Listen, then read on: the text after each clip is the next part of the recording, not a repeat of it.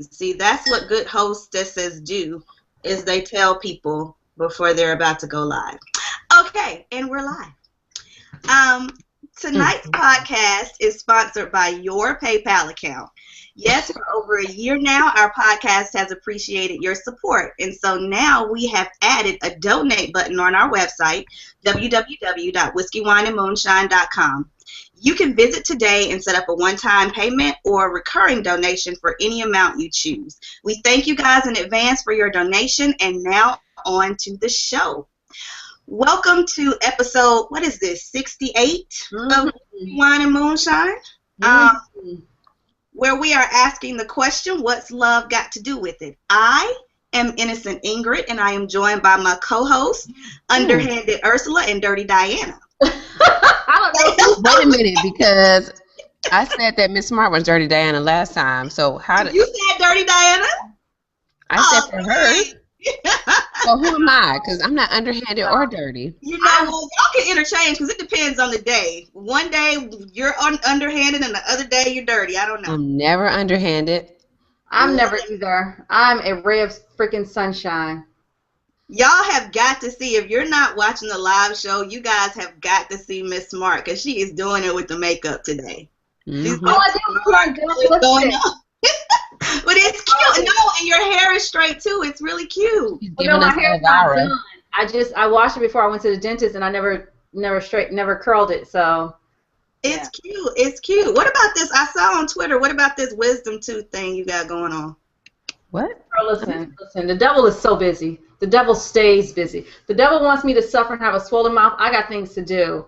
I got a couple weddings to go to, homecomings to do, and I just don't have time for these crazy things. The only upside is that my doctor, they said, oh, we don't want to do that here. They looked at X-ray and they were like, yeah, we'll send you to an oral surgeon. Which the other wisdom tooth that I got taken out was great because the oral surgeon I sat in a chair. They dipped the chair back, numbed me a little bit. She walked out the room, came back in, tap, tap, tap, tap. She walked out, and somebody else came in, and I was like, well, when are y'all going to start? And the girl turned me. She was like, it's right there. We're done. Okay, so you don't have anything that's impacted then. Do you have? No, they're not impacted because they were, but my dentist burned them off way when I was young, burned the gums off of them so they would poke through. But they are poking this way, causing my teeth to crowd. Ah, okay, because I remember when I had to because I got one out because it started hurting, and then I got the other 3 out, but they were impacted and they were growing sideways. Mm-hmm. So I ended up having to have the surgery. But I promise you, like, people have nightmare stories, but it's not that bad. Like, you'll be, like, if you get it 2 weeks before homecoming, you'll be fine. Oh, yeah, I think so. I mean, even when because I've gotten one taken out already. And so I feel like at this point, it's only one that really has to, like, dead ass has to come out. Mm-hmm. And so I feel like if I go to have a very similar situation, then it should be pretty easy to pop it out, you know. Okay, because I was gonna say it'll be fine. You'll heal quickly as long as you get a week or at least a week's rest before homecoming. Because remember when I got mine out, I went ziplining a couple of days. Well, you're crazy, so. Well, then there's that. Plus, I drink Colt 45, so. So having a coat on wasn't that big of a deal. Nah, but you'll be all right though. So, you know, I know a lot of people get scared about having that surgery because they give you all like the things that could happen to you. I remember they said you could like go limp in one jaw for the rest of your life. Oh wow. Yeah, it was like all these crazy side effects, and you're like, But you know what tripped me out was the drugs. I remember coming home when I got that one wisdom tooth taken out and being on IM with my coworker like, yo, I am so fucking high. You've got to talk to me. And I didn't take anymore. I would not take that level of medication because I was like, yo, why would anybody want to feel this way? Well, that's actually the same way I felt when I smoked the marijuana. Like, why would anybody want to do this? Oh, okay. I'm not a weed smoker, but I did it, and I was like, this is stupid. Like, I can't stop laughing. My throat is hurting. Wow. Let's change this show to True Confession. That'll go nicely with some of the things we're going to talk about later. Right. Bill Clinton did it. Obama did it. I don't even know if I inhaled. I'm not even sure. As long as you didn't inhale. Yo, speaking of wisdom teeth, y'all remember when we were on that unicorn tip? There is a YouTube video of a girl who was having her wisdom teeth taken out, and Oh, she I've was a seen that. unicorn. And she was hilarious. Like, I don't know what they gave her, but I wanted some of that. Like, what? No, you don't. No, you don't. I remember that. Yeah, that was a while ago. It was. It was I like forgot all about that. 4 years ago. But anyway, welcome back to the show. In reality, my real name, well, actually not my real name, but it's Sojo. I am the Moonshine, and I am joined by my co-host, Lady Buddha, who is the whiskey, and Miss Smart, who is the wine. Do you ladies have beverages this evening? If so, one of y'all go ahead and tell us what you're sipping on. Lady Buddha, go ahead.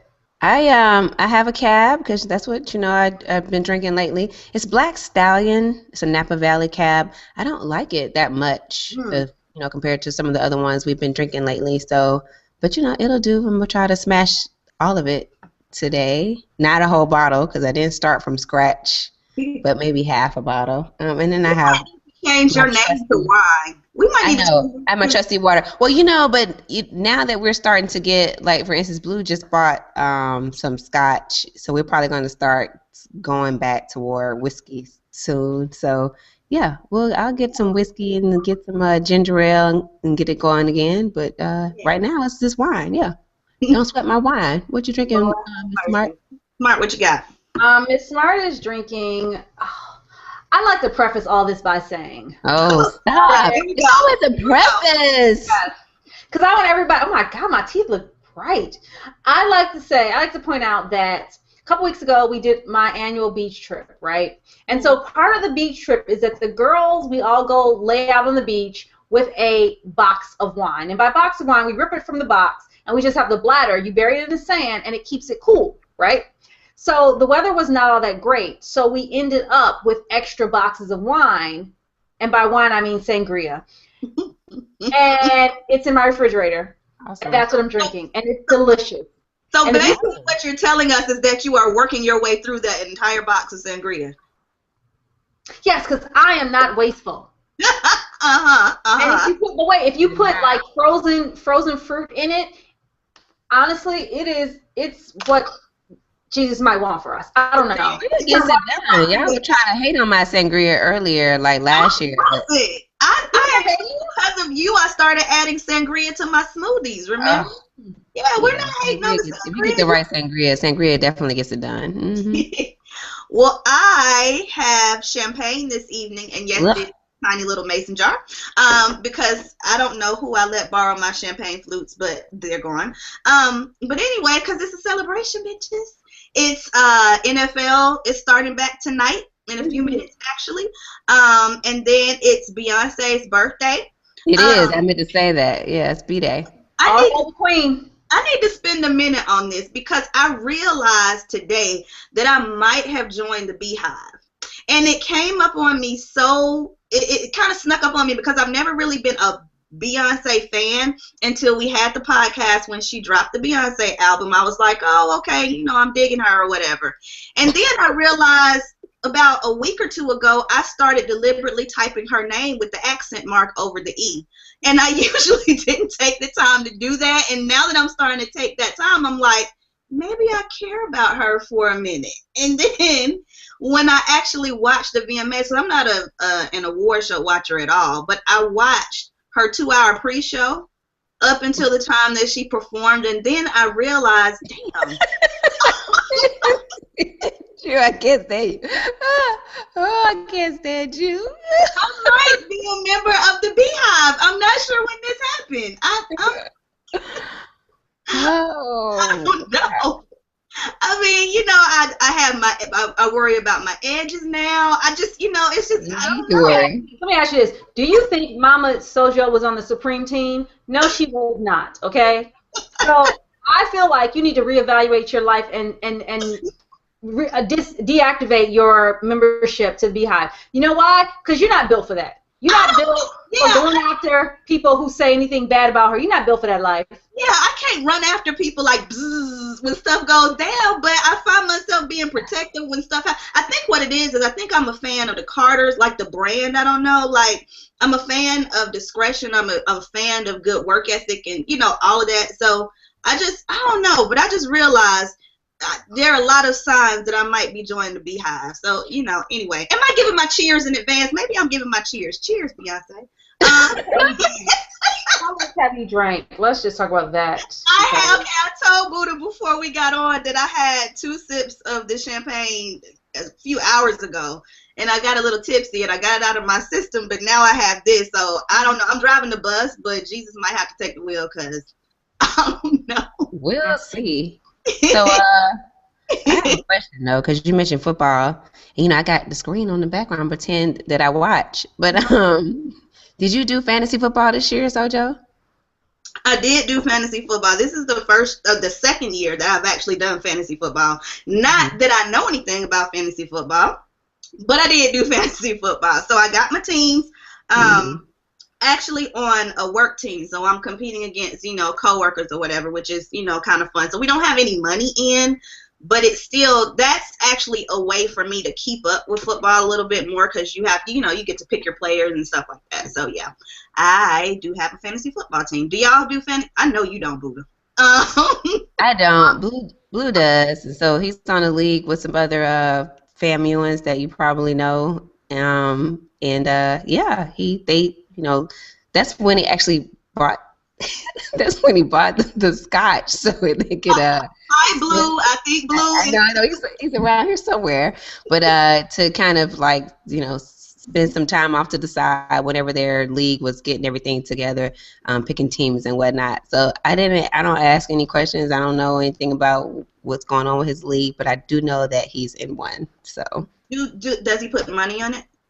I really don't know. I don't know any details. I mean, so last year was the first time I ever even knew about, I always hear fantasy football, but it never meant anything to me. And so last year with you talking about it and him talking about it, I started to perk up a little bit. And so I just at least know that it happened now this year. At the time that it happened, I know. So I'm kind of evolving each year. That's as far as I got right now.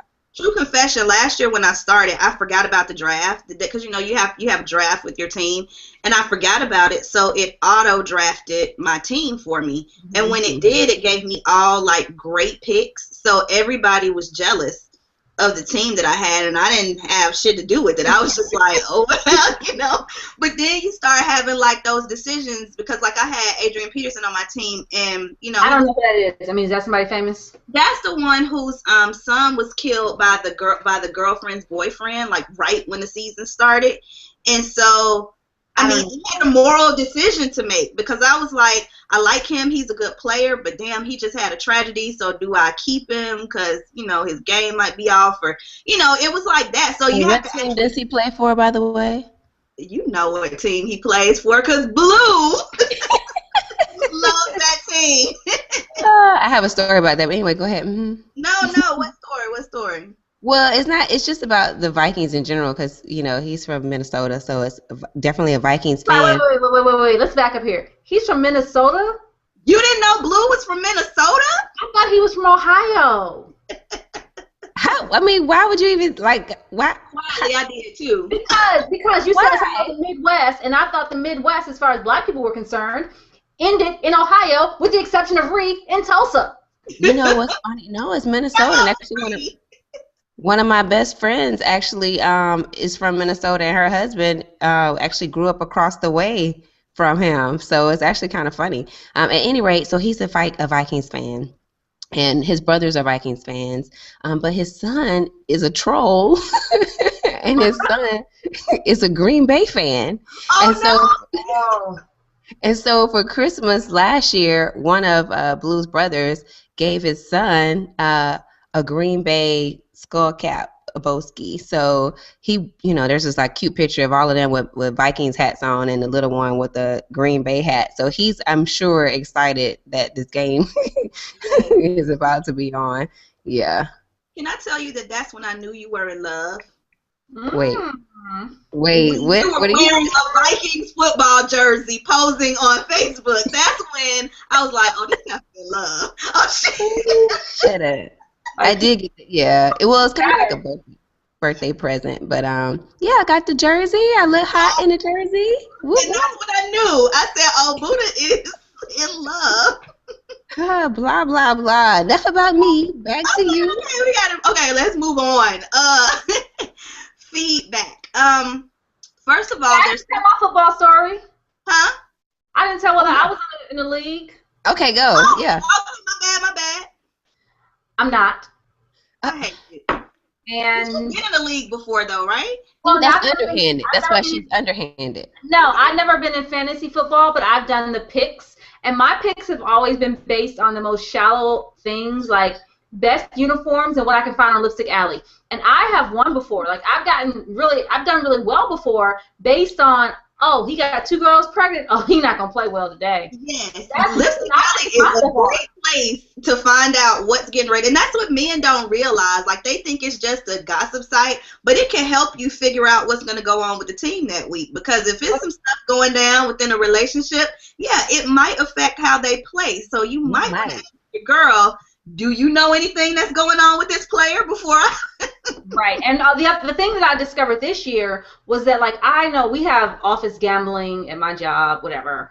And so it's like, I think it's like $10 to get into them. But I know of a particular league that's $200 to get into. And I sat and I thought to myself, that's ridiculous. Like, I mean, like, why are you, like, dude, like, that's $200. That's an electric bill. It is, but it could be fun. Yeah. It's fun. I just can't dedicate my spirit that deeply. I'm sorry. But with feedback, we have several ways that you guys can leave feedback. The first one is that you can send us an email. Our email address is feedback@whiskeywineandmoonshine.com. You can also leave us a 5-star review on iTunes, and we will read 5-star reviews only live on air. Speaking of which, we do have one.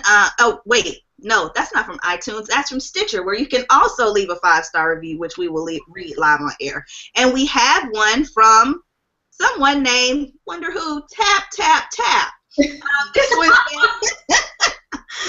one says everything. These ladies are everything. They give interesting and often unexpected takes on everything from ratchet to highbrow. So thank you, Tap, Tap, Tap. That's true. For that 5-star review. Also, we had a comment on episode 68 on Stitcher from Tony, and he shared our episode on his Facebook page and left a comment. These ladies touched on the subject of male loneliness. It's nice. It's a nice change of pace on a topic that's rather taboo. So thank you, Tony, for sharing our episode 66 with your Facebook page. Nice. Yeah, on Facebook, we have several new people that actually liked our page recently. Shout out to Jason, Britt, Robin, Enrique, Jim, Shy, and Oscar. And then Jeffrey, who is in the chat. Hey, Jeff. He says he left us actually shared our podcast via his Google Plus page, and he said, I like this podcast. I love Whiskey, Wine, and Moonshine. The women on here are my sisters. Best podcast since I first saw this podcast. These women are pretty smart and intelligent.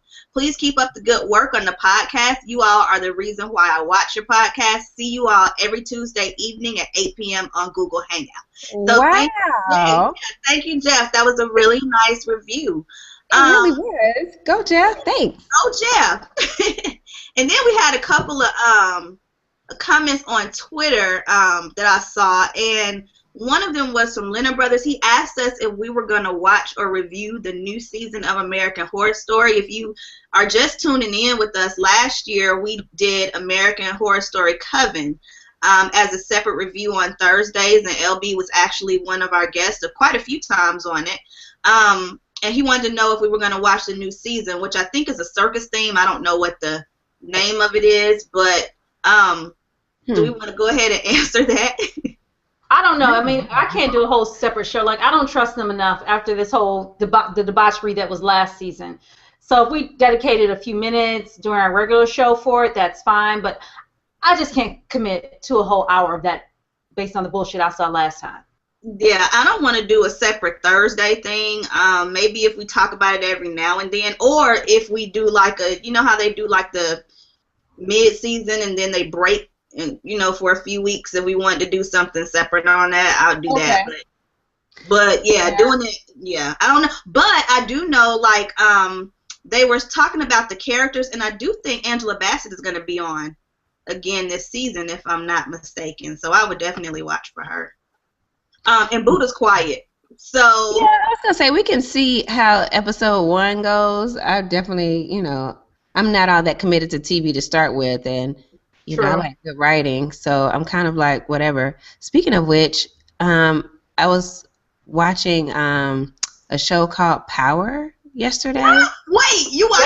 Yeah. Wait, girl, with fine ass Amari.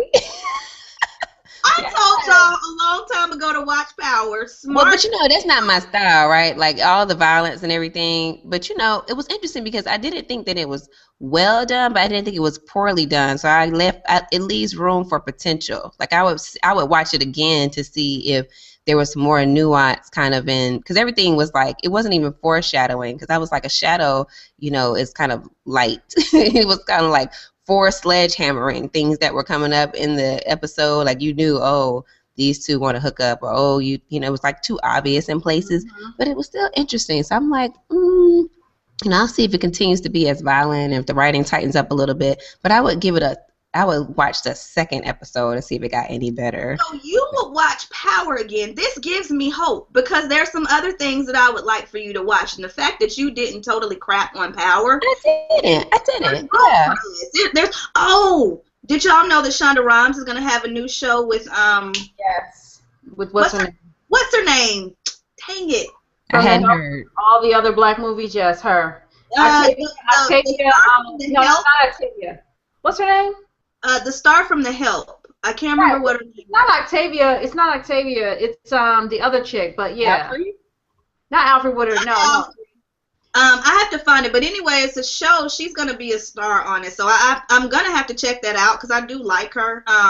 But yeah, that's gonna be. I think it's gonna be on Thursdays too. So I think I've been kind of off Shonda Rhimes for a long time, and I only watched part of Scandal just to see what everybody was talking about, and I wouldn't commit to watching any of her shows.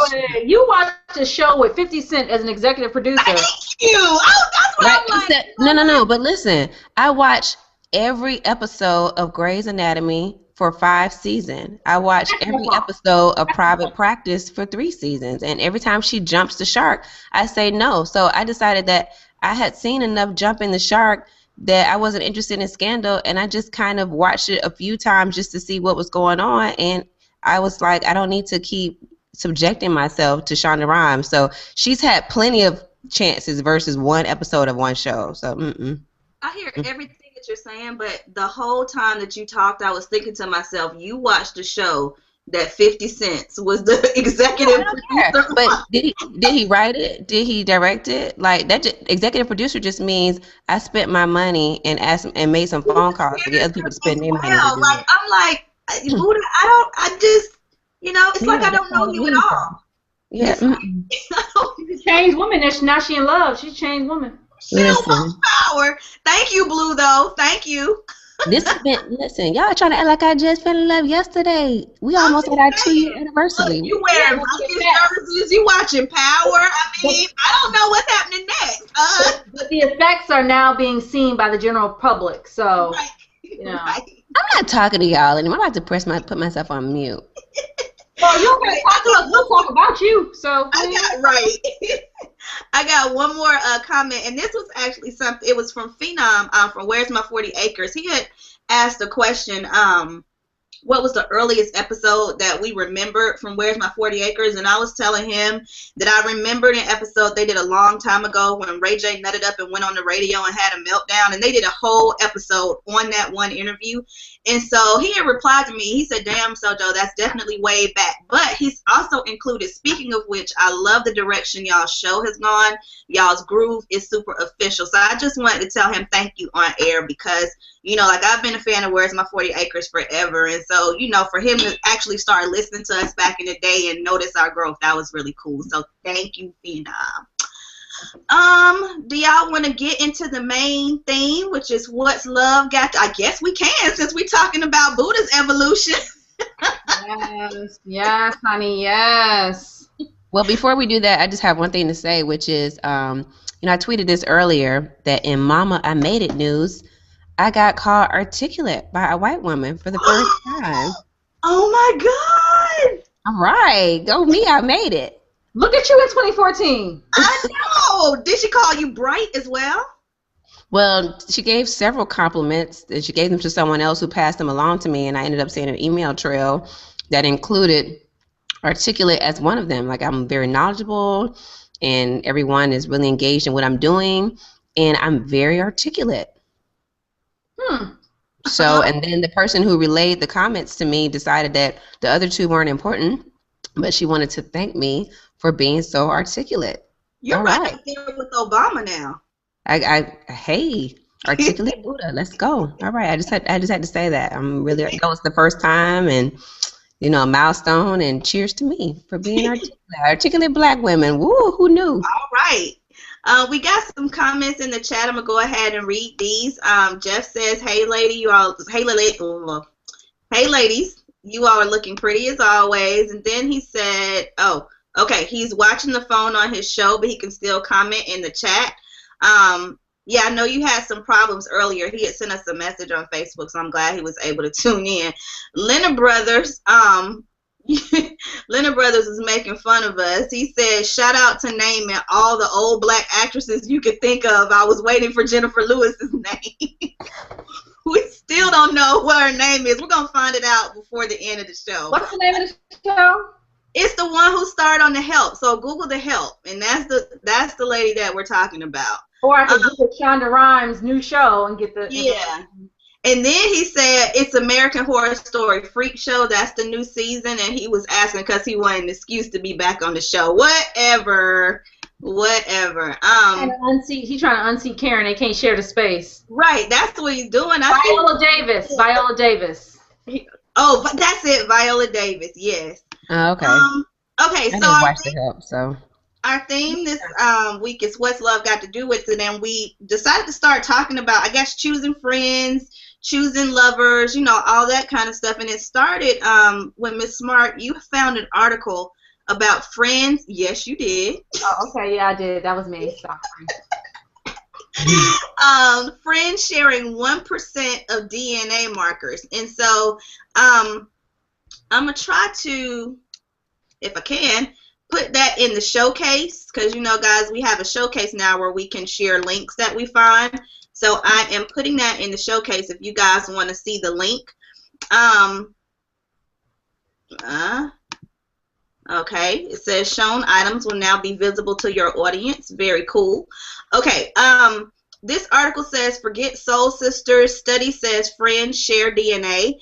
And there was also a YouTube video that went along with it on another on another article, but it was basically talking about a study that was published in an American scientific journal entitled Proceedings of the National Academy of Sciences, which concluded that individual genomes of close friends are more alike than one seems. And so it started from a study of almost 2,000 people that were being studied as part of a heart disease project. But then they started to realize that the people share just, some parts of DNA. And it said that the highest marker, which I thought was interesting, especially we've talked about this among ourselves with regard to relationships, was that the highest marker was your sense of smell. And that seems to bring people together. And then it can also protect against disease. So it just just found out that people that we choose to bring into our lives, there may be a method to the madness after all. Well, I want to say, too, on that, because and I used to think it was because I had poor vision, but I have a very sensitive sense of smell. But I've been reading a lot of things, and this has gone on through years, that say when women get on hormonal birth control or hormones, it changes how we smell the opposite sex and possibly how we smell to them. Mm-hmm. And so that's why, and so it would make sense, if we're being attracted to people that we are not scientifically compatible with, why there's difficulty in conceiving. Because if this person smells good, and I can't think of the name of the documentary that I watched, but basically if the person smells good, you're quote unquote supposed to be with them. And as a sibling, your sibling should not smell that way, a sexual way to you, which then takes me to the place of like when we see incest and stuff, I'm wondering if the mother of those parents is lying. Like, I mean, the mother of those kids is lying, that maybe the daddy isn't really the daddy, so they do have enough differences that they are smell-wise attracted to each other. But going back to my original point about the hormonal stuff, that, you know, this is just yet another thing for me that says, hey, we need to be careful about the things we put into our bodies, but it's messing up our natural chemistry and our natural ability to choose who to procreate with. Right, because I think that I didn't realize until I got older that, like you, I do have a sensitive sense of smell, but I didn't realize about, you know, pheromones being emitted, or even you being able to, you know, pick up certain scents when you're ovulating, you know, and things like that. And I don't like cologne. Like, I don't like to smell cologne on men because I like their natural scent. Yep. So the cologne, you know, I want to know what the natural scent is. And so I didn't realize until I was older that it was a scientific reason, you know, for that. So this study is actually very interesting. But even to find out that your friends, you know, that you also are picking them out by scent too. And now that I really think about it, like, I'll give an example. My college roommate has a scent to me that's very, like, calming. You know what I'm saying? Like, I know what she smells like, and when I'm around her, when I'm upset, it's almost like with my mom's scent, I just kind of, you know, chill out. Same thing with my childhood best friend. So it was just interesting, you know, with the DNA thing. So.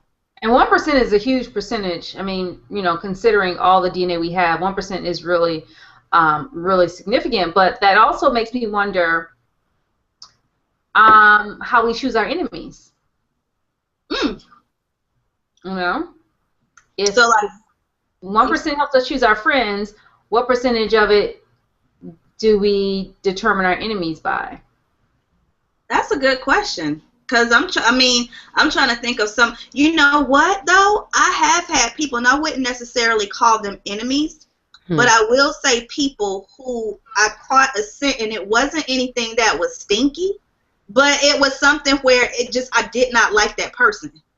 Right. For some reason. I don't know. Have you guys ever felt that way or experienced that? Yeah. I mean, vibrationally speaking. Yeah, some people just rub me the wrong way, whether it's something about the way they interact with my senses doesn't work.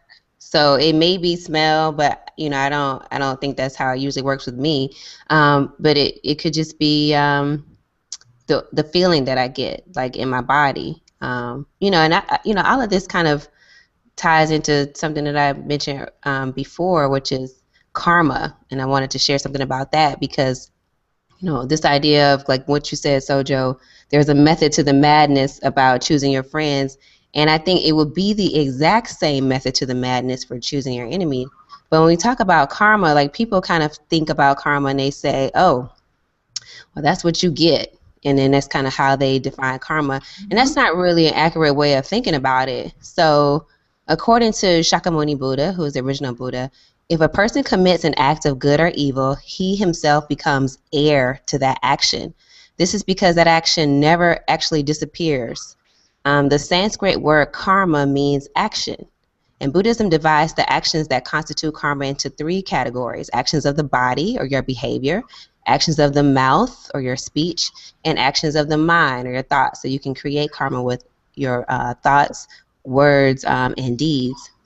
And then it says, once committed, any human action, whether good or bad, does not simply vanish into the past with time. Each act remains in one's life at the present as a potential force or energy, influencing one's course of existence from the point of that action forward. So in this sense, rather simply viewing karma as action, it may be more appropriate to think of it as action plus potential influence on one's life. So in simpler terms, karma may be seen as life's ingrained habits, leanings, or tendencies, actions that tend to repeat themselves, or actions that we tend to repeat. And it's like, even when you start to choose the people that you're around, you know, one of the things that we talk about also with karma is that the way that things are filtered through your senses is impacted by the actions that you've made in the past. And so now you start to get a new lens based on those actions, and that continues to influence the new actions that you'll have in the future. So it's like you're kind of constantly, you know, I like to think about it like rose-colored glasses, that maybe initially your glasses were clear, but every time you create an action, you're putting a new filter on, so you start to see things differently. And that's true of all of your senses. So you're going to hear things differently, you perceive them differently through sound, you perceive them differently through taste, through touch, through your eyes, and so through scent as well. So you start to kind of shape your reality by engaging with your reality. So unless you do something different, you just kind of continue to go down this pathway of choosing people and circumstances that work based on your new lenses. So You know, kind of reinforce it. I tend to think, and to, I guess, right along the same lines as you, Buddha, I would always say we are the sum total of our experiences. It's true, yeah. So, you know, it's funny because, you know, the way I may see an event and the way you may see an event and the way Sojourner may see an event will be different, but it is based solely on our experiences. And it doesn't matter that today we are very similar. What really matters is our experiences, because that helps shape how we interpret the event. That's exactly right. Yeah. I mean, because those experiences were part of our karma, and so now they have the potential to influence everything. So the way we sense a new event. And that's why, you know, it becomes challenging when people keep talking about objectivity as a thing, because even if we're all still delivering the facts as we saw them, we are all still filtering the facts through our eyes based on the life perspective that we've created. We're all hearing things through the ears that we have developed through those same life experiences. So it's just like you said, I mean, at a given moment, we're a different person. So it doesn't matter if we're looking at the exact same thing. We won't see it the same way. We won't hear it the same way. We just won't experience it the same way or interpret it the same way. So our reaction to it is also going to be different. But you know, the other thing that you said, and I used to see karma as something that, okay, you did an event and then all this stuff happens to you. And so you kind of have to accept it because you put it out there, so you get it back, and then you have to work through it. But then as I began to understand it more, and I started, you know, living my life as a life happens through you, not to you type deal, then I started realizing that you do have some control over your experiences. Like, you can still have those same experiences, but if you want to make a change in your life, or you want to choose a different type of partner, for example, you know, you have to do specific things that are different so that you can have new experiences, as opposed to repeating the same experiences over and over and over again. Yes. Well, and that's why I'm always talking about reflection, because when you start doing those things unconsciously, you're not really paying attention to that fact. Because like the next thing in this article, it says exactly what you just said. Things do not happen to us. We make them happen, or we act in a habitual way when they do happen. That leads us to habitual situations. You know, and it's like, so in order to change what's going on, you have to change first. And so then you can change your perspective about it, and then you can change your reaction to it, and then you can kind of create new experiences for yourself. But you can't do that if you're just kind of going through life floating unconsciously. You have to become aware of what's going on in the first place. So that includes choosing your friends, your enemies. Yeah, like a lot of women will say, I don't get along with women because I've always had these horrible experiences with women, you know, so forth and so on. And their experience may have been that, but if you haven't taken time to reflect on the type of woman that you're gravitating towards as a friend, then yeah, you are going to have the same drama can happen to you continuously again and again and again. Same thing in a romantic relationship. I hear a lot of women say there aren't any good men out here. And then when you actually hear the stories that they tell, or the stories that their friends tell, based on what they've seen, that may be the reality for them in that moment, but it also means that they're choosing friends and they're choosing partners that repeat the same behaviors over and over again. If you keep choosing Joe Budden every single time, you're going to have a Joe Budden experience with him or somebody like him, you know, every single time. And that's not karma happening to you. That is a part of your expectation based on your experiences, but there are a lot of guys that aren't like Budden. A lot of guys that aren't like him. But I think that part of it is that you have to know, yourself and your own image, what you want to be. And I think, Soldier, earlier this week we talked a little bit about this in WhatsApp. If you don't know what you want to be and how you want to feel and what you want to do, then you're not going to choose friends that are in that same camp with you. You know what I mean? So you'll choose friends based on your current circumstances, especially if you don't assess your current circumstances. Like, for instance, if you're a woman, and I think you said this already, who, finds the lowest, downest, scrappiest, Joe Buttoniest type of men, you're going to gravitate toward other women who have that experience because that's your shared sorority experience. That's what y'all can talk about. That's what y'all can bond about. Oh, these men ain't shit, blah, blah. And that reinforces what you think about the world, and it doesn't challenge you to think about your part in where your life is, or where your relationships are, or where your weave is. I don't know, but it doesn't challenge you at all. It's right. It's like, you take you wherever you go. So your experience is always going to be the Lady Buddha experience. And if part of my experience is to choose to also have the Joe Budden experience with it, until I do something to challenge that, that's just going to be my experience. So, yeah. And Smart, you told me to bring this up today, what I was doing, because you guys know I work with teenagers, and so one of the things I've been doing with them these last few days is having them actually think about who they are and what type of, I use the word brand because people give branding a negative connotation, but I want them to start thinking about it as far as creating a personal positive image for themselves. And so what I always have them do in the beginning is on a piece of paper, just an index card, write 5 words to describe themselves. And so then we start looking at those 5 words that they use to describe themselves, and I start telling them, okay, well, this is your brand, this is your image. Are your actions reflecting this? If you say that you're smart, yet you're, I don't know, failing all your classes or whatever, what are you doing, or what do you need to do differently to reflect that that's who you are? And I think that a lot of people don't take the time to actually think about how they would describe themselves, because it's funny with the kids, it took them a minute to come up with 5 words. Like, they were like and then they had to look at a friend and say, well, what am I? Well, how do you see me? And then it was interesting to see how the friends saw the other friends and things like that. But I think as adults, a lot of adults, if I asked them to describe themselves in 5 words, they couldn't do it. We should ask the Whiskey, Wine, and Moonshine Nation to do that, by the way. Yeah.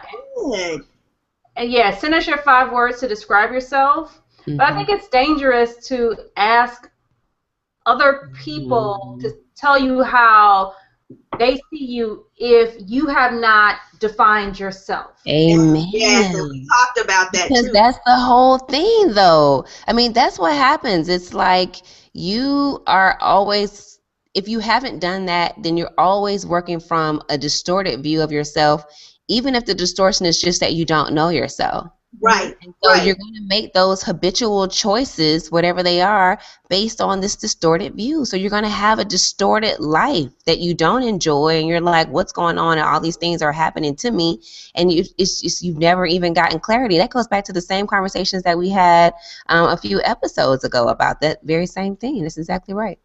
Yeah, and then I had to ask them, like, when they started doing having their friends to say something, then I would say, now, why would that person think that of you? Luckily, all of, that the people said, sitting next to them was basically positive. But if it had been something negative, how would I have responded? I would have been like, well, now that you don't have to internalize that. You know what I'm saying? Like, if somebody thinks you're stupid or ugly or, whatever, what do you do with that to turn that into a positive? So it's, there's a lot. And I think sometimes too, like you said, internalizing everyone's perception of you can be unhealthy if you haven't first decided who you are on your own. So that would be a good activity for the WWM Pod Nation.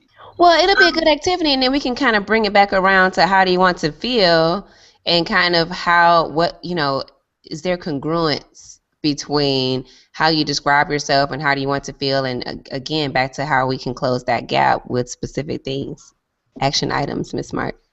Yeah, you have to. I have a question for you ladies. We just talked about DNA and friendship. Wait, I raised my hand. I'm over here raising my hand. Oh, my bad. I know. Your participants are engaged. You got to pay attention. I'm sorry. I was looking at the fact that my champagne was running low. Go ahead. He's about next to you. So I was thinking about, because like a lot of podcasts and blogs make their bread and butter off of relationships. And in this context of allowing other people to define you, since I know some people who are probably watching or listening to us listen to those people and things, I'll break this down in a relationship context. If you allow your significant other to totally define you and be your anchor for happiness, if they're the person or way you measure your greatness, and they decide that you're no longer great, you're devastated. So the greatness has to come from inside. Like I won't say this. Let me see how I can say this. I've had in my dating history men say to me, I hope this new guy makes you happy. And I always push them back in the corner and say, no, sweetie, I'm happy. Amen. They're just adding to it. If I was leaning on a man, a job, a purse, a car, any of those things to make me happy or make me satisfied with myself, then that means when I lose those things, I become unsatisfied with myself, and I don't like that shaky ground. Right. That goes to the how do you want to feel, and the people who put loved on there, that's going back to going deeper with the answer and saying, okay, what does being loved mean to you? Mm-hmm. You know, are you seeking that from another person to make you feel that way? Or is it the emotion of feeling secure? Is it security that you want?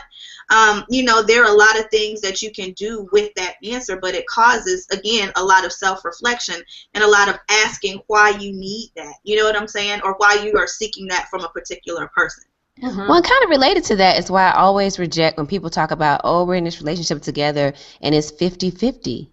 And I'm like, no, it's 100-100. I mean, and there are going to be times when, you know, every person is not at 100%, but the benchmark shouldn't be half of you. You know, bring all of your best, which if you don't know what that is or you haven't developed that, then that's what you need to work on first, so you're not just bringing half of you to a coupling. Right. That's called math, people. That's called math. Okay, so my question for you all is, since we named this episode What's Love Got to Do with It, how much of our friendships and relationships and things like that based off of what we thought was love when we were younger, or it's based off of experiences and I don't know how to word it properly. I'm losing you. Because, like, you know how somebody will say, well, I'm with this person because I'm in love. And I guess the question is love a choice, or is love something that develops, or basically what's love got to do with it when we're choosing friendships and relationships and things like that? How much of it is love? How much of it is science? How much of it is a part of our experiences? Does that? Well, I think on one level, at our base level, a lot of love is scientific and chemical and all that stuff. But then when we go just above that into the next area, I think for a lot of people, love is, what am I getting back? And let me explain that. What am I getting back in? Am I getting validation? Am I learning from this friend or this partner? Am I getting a feeling of consideration, which is, you know, one that I personally need. I like that, you know, consideration. So I think it's a little bit different for each person, and particularly in friendships and romantic relationships, you kind of have to find people who you give them what they need and they give you what you need. Mm-hmm. Or else it's going to be just haywire and mayhem and hair pulling out, ponytails on the stage, cursing, just craziness. Ponytails on the stage. We got a few comments in the chat. I'm going to try to read these. LB said 100-100 as opposed to 50-50. I dig that, LB. That's how it should be. Right. Jeffrey said, my mom always told me to keep your friends close, but keep your enemies closer. And also choose a path to friendship or meeting more enemies and letting hate you. If you be nice to people that are nice, be nice back, and also be nice to people that are mean. There's a lot of unpacking we could do with that comment.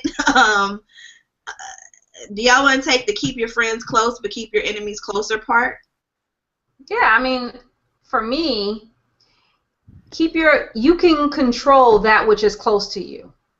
So if you keep your enemies close to you, then you kind of can assess where they are in their hatred for you and work accordingly. And I'll say a great example is there's a young lady who was in my circle of friends, and nobody saw her as the evil little fucking shrew she is, right? And so I was nice to her after she acted a complete monkey. And I just, waited, didn't feed her any good information about me.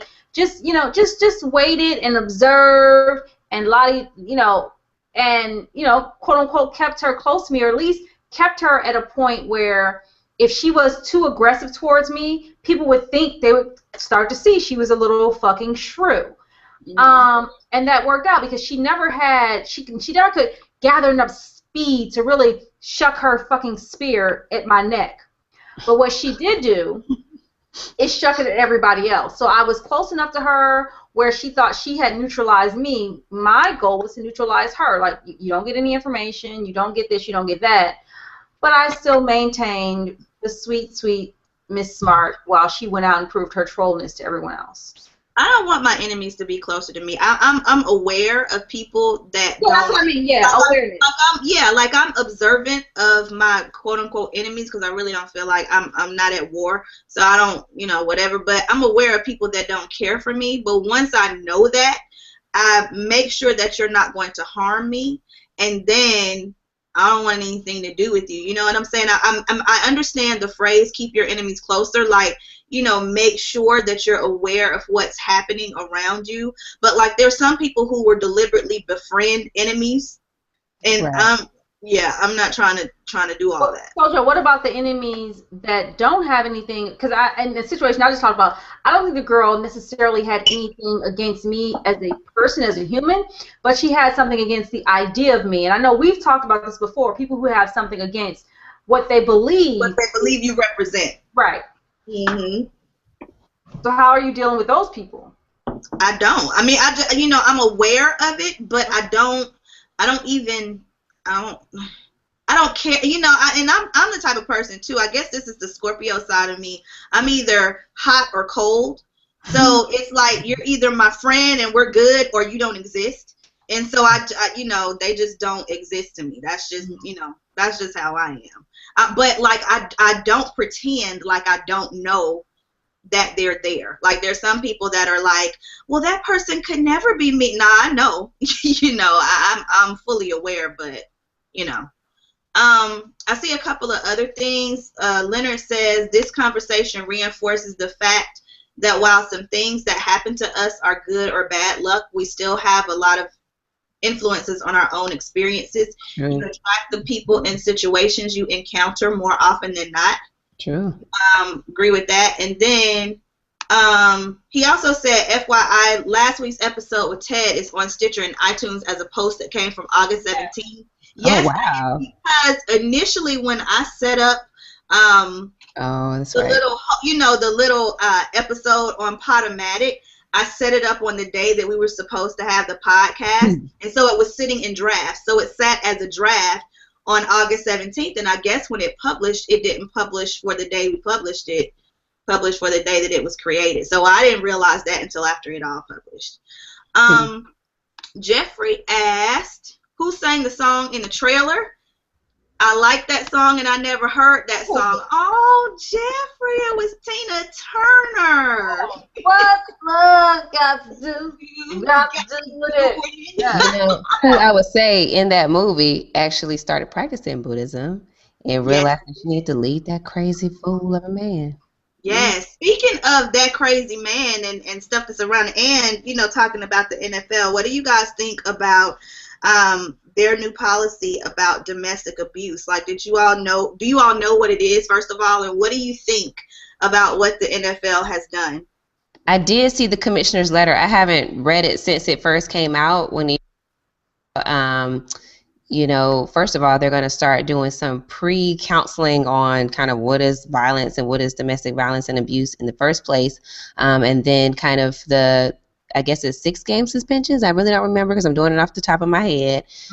If you are engaged in violence, domestic violence, and then an indefinite suspension for a second time, in which with no guarantee of being let back, you know, to play. So I was excited about it, and then apparently I heard that somebody already started looking on his girl. Yeah, he got like within 24 hours of that announcement. But before they made the announcement, he was already in handcuffs because, you know. I think it's a good step in the right direction, making it unpopular to basically whoop on your spouse or whatever. I do think that it's probably not going to be as effective as people would like for it to be, because what's going to end up happening is that a lot of women are not going to report what's going on in their home.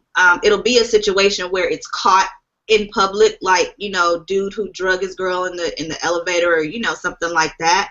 And I think that it may backfire on some of the women, because in those situations, we were actually talking the other week about that high school basketball player who fainted in the courtroom, Tony Farmer, after he was on tape whooping his girls behind.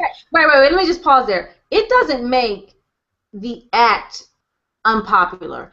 I'm just saying that it's on him unpopular. Yeah, that's what I mean, is that what ended up happening in her case was that she stood up on his sentencing, same one that he fainted at, and said that she didn't want him to be punished, that she felt like he needed, you know, help or whatever.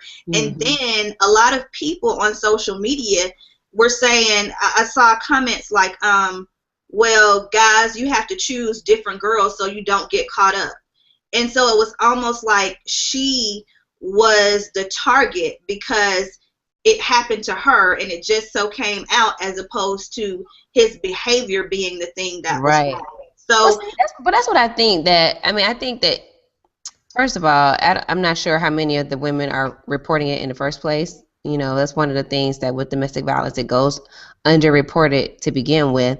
And so I'm not sure that, I mean, some of the cases that we've seen lately, it's not like they were all running to the media to go tell their stories to begin with. But, you know, I think that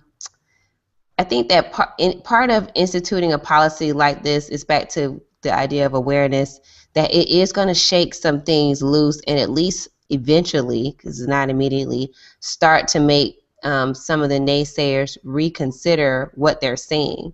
So, you know, when you start to see, well, damn, how many Negroes are hitting these women, and what's wrong and what's going on? I think it's a slow process. I'm not going to say it's going to happen instantly, but I just think that that's what they're going to start to see. What'd you say? I said not just Negroes. Oh, when I say Negro, I just mean that as a generic term for man. Because I don't know your names individually. Yeah, that's white people, it's everybody. I hope that it trickles down to high school, middle school, elementary school. That's what I heard, that some of the high schools, I forgot what I read right after that, but they were talking about how some of that's already going to start to impact some of the things that they do at the high school because of, and at the college level, because of this new policy. So I think an abuser doesn't become an abuser when they're 22, 23. Yeah. Well, that's what we were talking about. Even in Tony Farmer's case, he was a high school student when this happened. That's what I told Blue. Like, I was like, this is not just his reaction in the courtroom. I mean, it's funny in a sense that he fainted. I mean, he's 6'7" or whatever, and then when she says you're going to jail for 3 years or 5 years or whatever, and you can get out in 180 days, but the incredulous look on his face, like he said, what did she say? What did it mean? Which means that he did that behavior, and it didn't even faze him that he was supposed to get punished for that. And so we talked about. Is it possible that it didn't faze him because maybe he grew up in or is used to situations where the consequences just aren't that severe. Well, that's what we talked about. We talked about multiple things. So number one, how kids grow up in a lifestyle with not having any serious consequences for serious actions, whatever they are, and even starting from little things that you might do that it doesn't really matter, to start, that you start to get emboldened and do bigger things just because you never see natural consequences occur. So that goes back to kind of this habitual experiences that you're kind of creating because nothing bad ever happens. And then the other thing is, people don't just show up, like that. The fact that she ran from him in that video, and the fact that he was that age and already beating up on her, and then like sending her all these abusive texts about what he should have done. That wasn't his first time. He just didn't show up doing that. And so what I'm saying is about as soon as she saw him, like it wasn't like they had a conversation. As soon as she saw him, she knew what was about to go down. She knew what was about to go down. And so it's like it just didn't manifest out of nowhere. Like, and then that was also something that you can't convince me that his coaches or other adults around him didn't also know. But what I'm saying is that the other adults around him, whether it's his mother, father, aunts, sisters, whatever, there may have been abuse situations there where those women and men didn't have law enforcement involved. So the idea for him that this could involve law enforcement may be a foreign one. I think we do a huge disservice to our children when we don't show them how to properly handle egregious behavior. Right. I agree. Right. I definitely agree. Mm-hmm. Yeah. So anyway, to respond to your question, I just think that even once you start to codify things, that's one of the ways that you can start to create a shift. And so it never happens right away. For instance, if we look at segregation and integration or whatever, just because it was codified didn't mean it happened right away. But once it's kind of this line in the sand, then we can start moving toward enforcement, and then also counseling and different things that you can do to start to create a different culture. But before then, and absent of that, there is no way to kind of even have the, broach the conversation to create a new culture. So I think it's a good start. Yeah.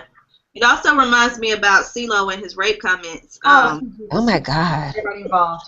But I don't want to really go into it, especially since it's after 9. But that MF. But one. No. Let's just stop. Just pause this shit. Oh, so you knew that was gonna happen. Let's go ahead and get a smart rant. When you say basically it ain't rape if you don't remember, well, fuck it. It ain't stealing if you don't have it on your inventory. It ain't stealing if you don't see me. Hey, fuck it. It ain't killing you if you don't see the knife coming. Okay, that's the dumbest fucking ill. If a tree falls in the forest and nobody's around to hear it, does it really make a sound defense? Like that's pretty much what he did. He did worse than that. He said, does it actually fall? Okay. I like the fact though that so many, and I go back to this about this thing where I feel like rape culture is not going to shift until men start taking responsibility for the behaviors of their own. And I like the fact that a whole bunch of men were like, what the fuck? What did he just say? Like, what, I like the fact that they had that reaction as opposed to that shit, Sojo. He believed it. He tweeted that out thinking that he would get an onslaught of support. That little armless SOB thought, that little fucking armed Eminem thought that he was going to get an outpouring of support on his fucking rape her when she's unconscious. She can't know when. And the thing is, nobody would have even known, because I mean, some people knew about the charges, but most people didn't even know that was going on. Like his brand, his sponsors, mainstream America, didn't know what was going on with him until he went on Twitter and said that dumb shit. And so I'm actually glad that people had a what the fuck moment when he said it, as opposed to when Rick Ross wrote a rhyme about it a few years ago. People just kind of said, well, that's just music. I like the fact that there was a shift in that. So, I don't know. Between him and Budden and, all that stuff, I was totally over. And that's why, if any news needs to leak, it's his. We can make him feel bad about himself, because what they did to Jill Scott's titties, I will say this, as someone who has areola standards, what they did to Jill Scott's titties were not nice. Them were some regular titties. If you've ever been in the gym with some women, you know some regular titties. Okay, let's talk about this nude leak. These nudes that that leaked. First of all, do you guys feel, because I did see this on social media, that there is a difference when white women's news leak as opposed to when black women's news leak? Because they talked about the swiftness with which people's Twitter accounts were suspended, and the pictures start disappearing, as opposed to, for example, Jill Scott's are still up there. So I mean, do you guys think that there is a discrepancy based on color? Yeah, well, black women, we're supposed to run around in Africa, not a specific African country, mind you. In Africa, we run around all the time with our boobs out for the world to see. So it's not as offensive. But Miss Mary, I've never seen Gone with the Wind, but whatever the fuck that bitch's name was, she is always corseted up and covered. So that's the scandal, the offense for her to have her boobs hanging out. Yeah, they snatched Jennifer Lawrence's stuff down so quick, and I know she's a media darling and whatever, but she was doing some freaky stuff in her pictures, but they snatched those down so quick, and Jill's were just passed around and passed around and passed around. But I want to get off that. We had a conversation about this Spanx thing. All right, so Smart, explain this to me, because we were talking about body magic. Yes. Okay. So, let me just give you guys question was. Y'all are off the chain. I was gonna give you guys the background. Questions with the and don't you have something to do? So do anyway. No, go ahead. I need to know. Okay, with this body magic thing that she was allegedly wearing, but the boobs were out, but then there were some straps. Right. So I don't know if it was the actual body magic, but it was a body magic type situation. And so early today, my friends from high school, all men of 40. They posted it in our private chat and were like, why does she have her boobs over her t-shirt like that? What is that? What's going on there? And I was like, sweetie, that's called a girdle. And your wife is too thin, so you don't understand. Your wives are too small. They don't have to do those things. Yeah, so she's got the great thing that tightens up the arms for women who have arm thingies. Like, what was with the arm? That's to tighten up the arm, and then the other part, the boobs were hanging over. So the thing is meant to go under the boobs. Then you put your bra on either on top of that or under that. But they keep them separate because what it's doing is flattening the midsection. But your bra, you can keep those. Okay. So you don't have the packaged ham look. Is that? Right, so it's a separate, they're two separate units, and you can get these girdles that go all the way down to your ankles, down to your thigh, mid-thigh. She had one that stopped at the waist, or the woman that Jill says is not her. But if I'm about to say, because she said one of those was not her on Twitter. If you look at the background, we're talking about, that's the one she said wasn't her. It's the same bathroom. When you look at that flat screen on the wall, on the one with the robe on, that flat screen is behind her. On the one with the gap between the legs, she said wasn't her. That television is on the side wall, to one of her sides. So I think it is her. Honestly, quite frankly, if it was me, I'd be like, no, them my titties. Because I'm regular titties. Like, what's wrong with it? Or Photoshop, I don't know. But I haven't, I purposely didn't look for any of them, so I haven't seen the one who should have been like, that's not me, is Jennifer Lawrence with that curling iron in her I didn't see that. That's the one that's the one that needed to be like, nope, it ain't me. Well, I also saw what my boys posted in our side group, and I mean, again, and y'all have been in many gyms as well, and y'all have seen, I mean, that's what titties her size look like. I don't understand what the problem is. Yeah, I mean, she got a lot of compliments on her titties, and then, so, but I do understand, like, if it is her, and then, I mean, your news are, like, out there like that. Like, I do understand, whatever. So we got a couple of comments. These are old. First of all, Jeffrey wants to know, what is codify? Buddha, you use codify in a sentence. Can we get a definition for that? To make a code. So in this particular case, I was talking about like a standard of law. So it's written down as a policy. So to put something in writing, it's a code or a law. Okay. And then Leonard Brothers said, I like the fact that you are separating your comments from 1 and 2, Leonard Brothers. It says, also, I agree with you all about that friends enemies thing. I don't really pay much attention to so-called haters or enemies. I'm sure there are folks who don't like me, but they don't get much energy from me. Never understood wanting to use as motivation or keep or wanting to keep them close to me. I want love and positive energy around me. And then the last thing, because we're going to go ahead and wrap this up, Jeffrey asked if we knew that Joan Rivers died. Yes. We did. Yes. And by we, I say I roasted her in my mind like she would roast any other person that died, okay? I'll leave it at that.